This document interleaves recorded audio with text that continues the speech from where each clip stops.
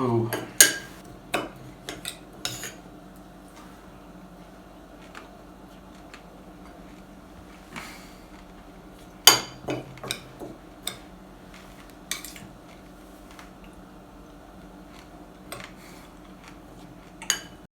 The highly anticipated day had finally come when Otto and his teammates were greeted by the shore of the United States.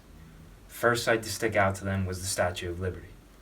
At 305 feet with a torch in hand, it was hard to miss. He thought it was one of the 7 wonders of the world. All that was going through Otto's mind was the good in deciding to come to America. Threw out all the negative facets thus far and focused on what he needed to do to succeed. His first interaction with the U.S. officials occurred during another round of medical examinations. Doctors entered aboard the ship before he even had a chance to exit it. After clearing the inspection, Otto was given a number to wear as he waited to find his luggage. Then he and a group of 31 other Germans were taken by an interpreter to a registry room. Little did he know he was once again being evaluated by a doctor as he walked up the steps to the room. The medical officials watched over Otto's group, looking for signs of fatigue, lameness, and heavy breathing. Next. What's your name? Otto Mueller. Stand on the wall.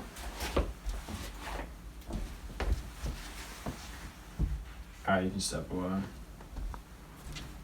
6 foot, 300 pounds. Alright, bend over, touch your toes. Alright, you're good. Have you ever had any medical conditions before? No. Alright, let me check your eyes again. Ears, open your mouth. Alright, you're good. He passed by the third doctor once again with no problems and continued to the next step. Though he and most of his group passed through just fine, they were all forced to battle with a disinfectant solution because they had not showered since at last leaving their homeland. Seen as just another step in the lengthy process, the event did not faze Otto. However, he began to notice others in the group were losing energy and hope. All the unknowns, examinations, and uncomfortable tasks were getting to the crowd, especially the women and children. Again, he remained set on what he had to do to clear Ellis Island. One final step separated Otto Mueller from Ellis Island and the land of opportunity. The last checkpoint to be cleared was questioning by an official. The official was following up with the original 30 questions he was asked prior to leaving Germany. Otto heard many rumors that it was here a lot of immigrants were either sent back onto the ship or detained on the island. He feverishly approached the official while rehearsing his answers for the last time. Primary line officials sat with all the records from the SS Abarilla and began asking the same questions as before.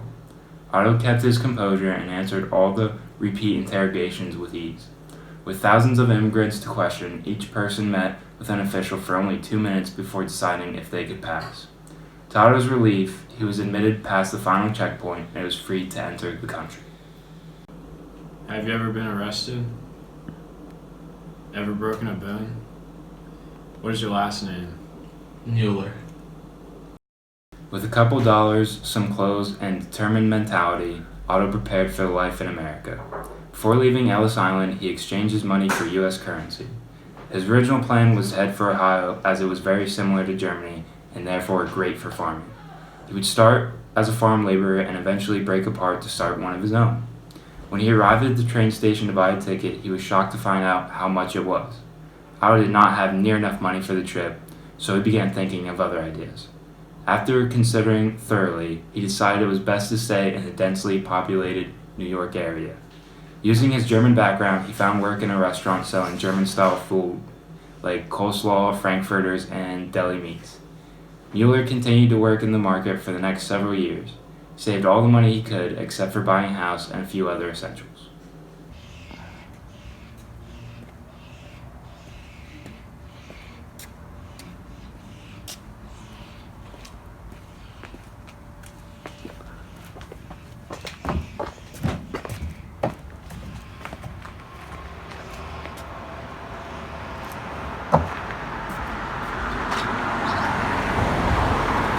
After working countless hours for 5 years, Otto had enough money to open his own business, his ultimate dream.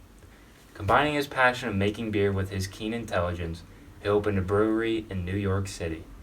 The place was an instant hit because his foreign style attracted not only the bulk of Americans, but also some other immigrants from his home country and others.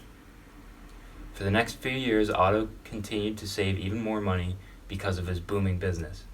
With a house, brewery, and more than decent savings, he began to make arrangements for his family to finally come to America. The task proved to be more of a struggle than expected. For one, it was now 1912 and immigration laws had made the process much more difficult than what he himself experienced 12 years ago.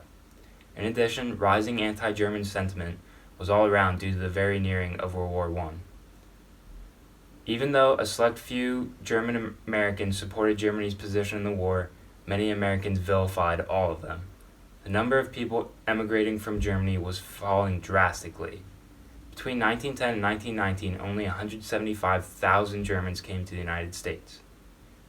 Not being able to get his family into the States to enjoy his accomplishments signified the start of the downfall of Otto Mueller. From 1912 on, his life was flipped upside down. It started when his brewing business crumbled because no American wanted to support German products.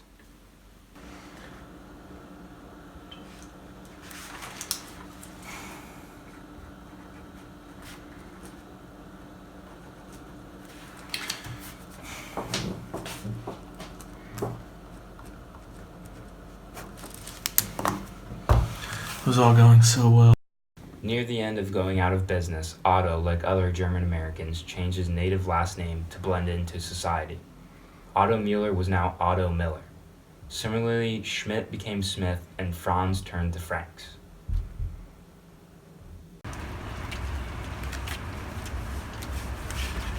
Yo, what you doing? Nobody wants you here. Get your smelly ass back to Germany.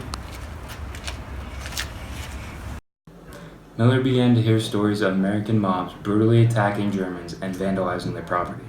He could not even speak his native language in public anymore. Otto knew it was time to get out of the city and head west for the country. He was also certain that his family could never come to America and face such harsh treatment. Overall, it was not the war itself that destroyed German culture, it was American hostility.